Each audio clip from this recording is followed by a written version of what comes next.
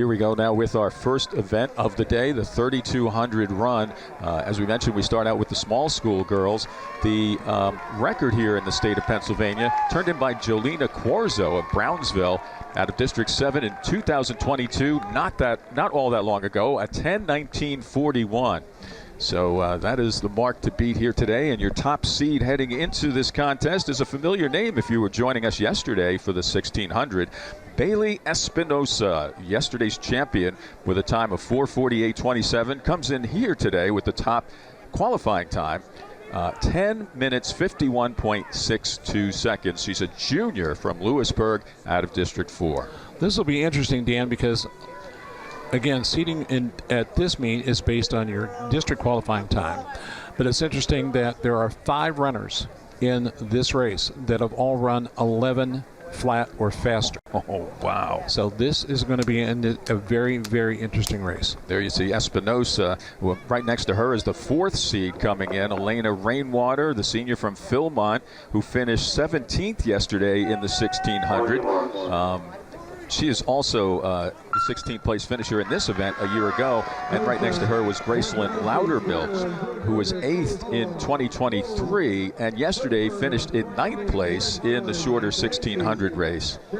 And they are off to a great start. You see Espinosa not holding back here, although not sprinting out to the front. This is going to be an interesting merge here to start things off today.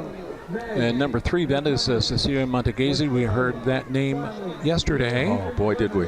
And we'll see her brother a little bit later on in the boys 3,200. Yeah, Jonah also picking up an early gold, or one of the top finishers yesterday. Yeah, picked up the gold medal in his classification. So here we go with the first lap, and everybody seems to be pretty well settled in. You see the number 3 seed out in front. That is Montanisi, who finished 2nd yesterday, the senior from Quaker Valley. Yeah, her seed time 11:02:51 for today's event. And wearing number 6 there, that is Anna Catherine Brown. She currently has the best time in Pennsylvania this year at 10:49:65 that she ran at the end of April.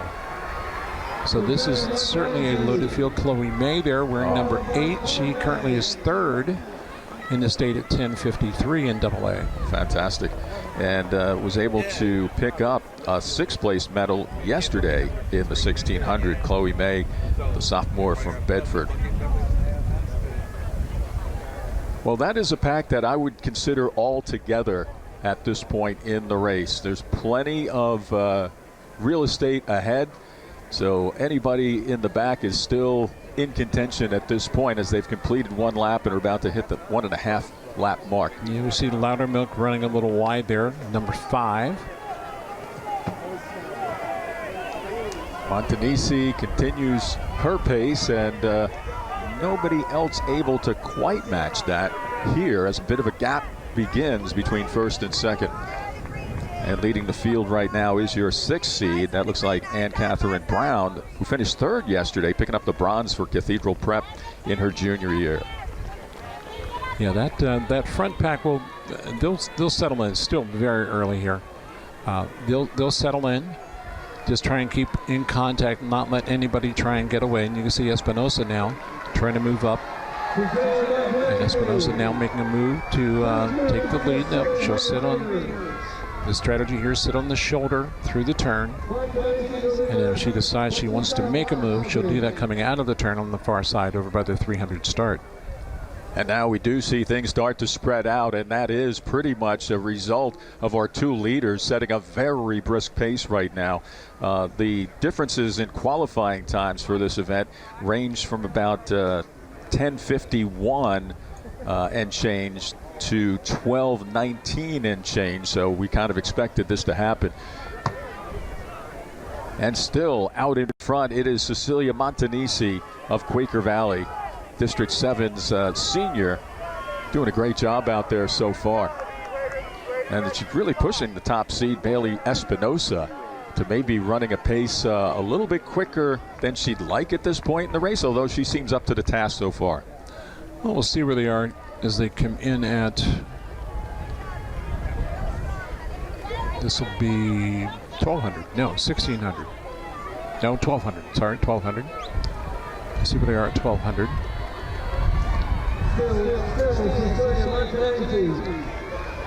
And currently in third place is the 6th seed Ann Catherine Brown. Let's see what those times are. Yeah, they're right about 3:53.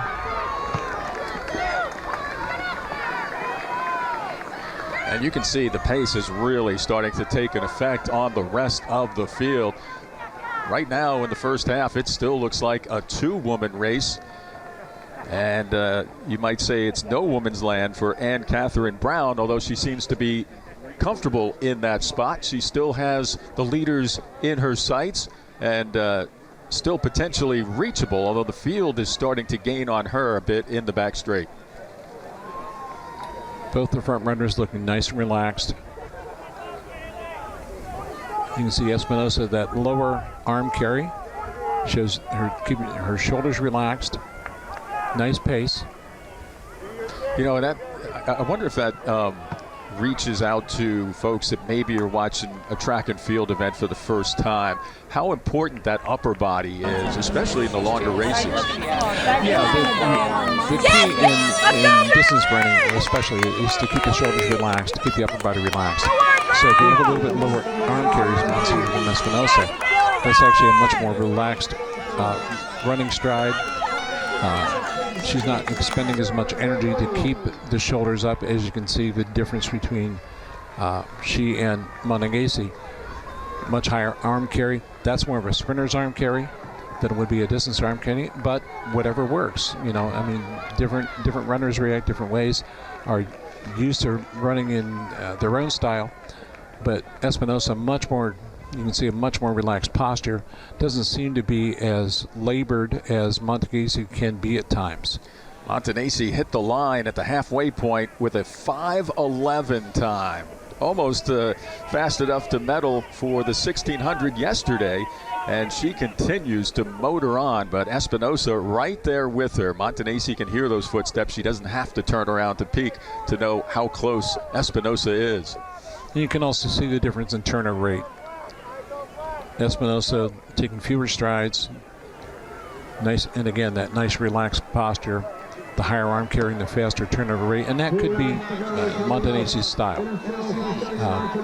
This is the first I've seen her, but you can see the faster turnover, the higher arm carry. Espinosa content just to sit and relax. Lower arm carry. Oh, here comes the move. There she goes. Right after the line, after the 5th lap, she is starting to make her move. I don't know what she might have seen, but she also had the best view of how her opponent was doing in drafting off of her for pretty much the first half of the race. And now she has decided that this is go time. Down the back straight she goes. Well, this 800 meters that they're into now, this is a lot of times where the race is either won or lost. Yeah. So Espinosa making a move here, trying to build a cushion through this next 800, or now down to about 600. But she's going to try and build a cushion and then relax and finish strong over the rest of the race. But that's a pretty good size cushion. We'll see where she's at, how much more that cushion builds over the next lap.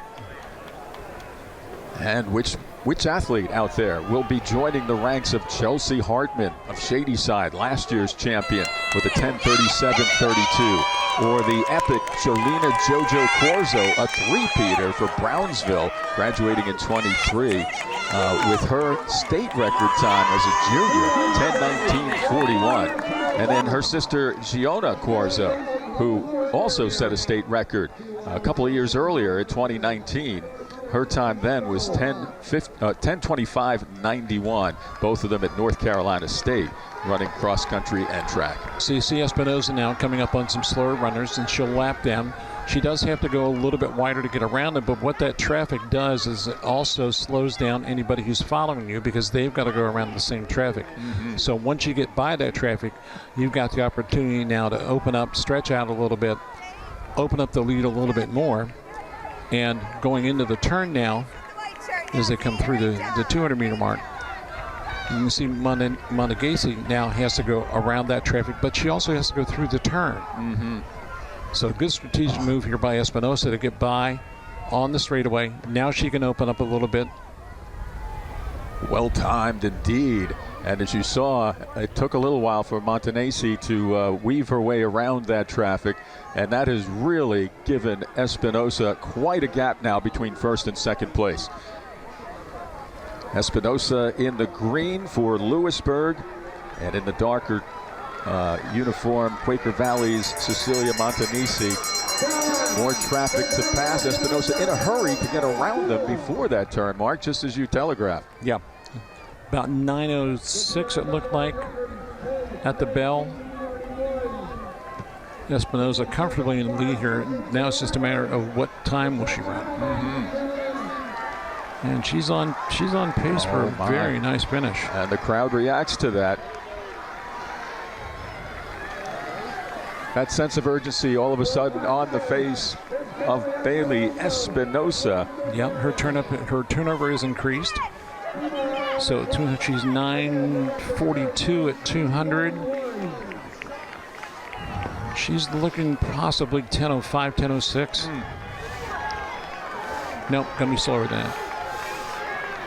4 other medalists from yesterday's 1600 in the mix here, a quality field, and Espinosa has been simply phenomenal. Your top seed leading this thing for much of the second half, making that sprint 1 lap into the second half to bypass.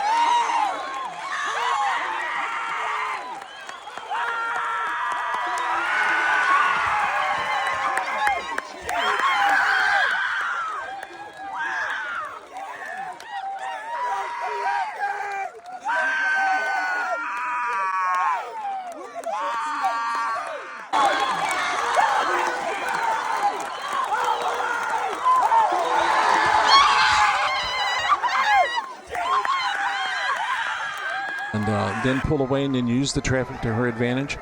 And 10:18, wow, that's phenomenal. Yeah, just amazing. She pretty much blasted it, with a 10:19.41 being the standing record by Jolina Corzo, set in her junior year for Brownsville in 2022. Amazing. And who thought that record would be broken within just 3 years of it being set? That seemed to be one that would last for quite a long time. But there is your new state record holder, Baylee Espinosa, after taking the checkered flag yesterday in the 1600 with a 4:48.27, which is an honor roll time nationally. It could be one of the top 10 in the country. We'll find that out at the end of the season. But here she is, claiming state gold and a new record with a 10:18.91. Well, and a great way to start the day. Oh, absolutely. So another record falls, and the first one for day 2. We've got a total of 3 now. And we'll talk more about those other 2 as the day progresses. Yeah. There are your 3,200 small school top finishers, and you see Montanesi leading the first 4 and I would say 4.5 laps, and there is the move. Right after lap number 5 was completed, Espinosa hits turn 1 out in front and doesn't let go. Very well done. Very well done. And she's only a junior. Espinosa has a lot of upside even still from this, and it'll be interesting to see what college she ends up choosing to further her career if she continues on with athletics beyond her senior year next year. Yeah, she was actually 9th in PIAA cross country in AA this past November. Wow. Fantastic. So very impressive double. And you know, really just kind of storm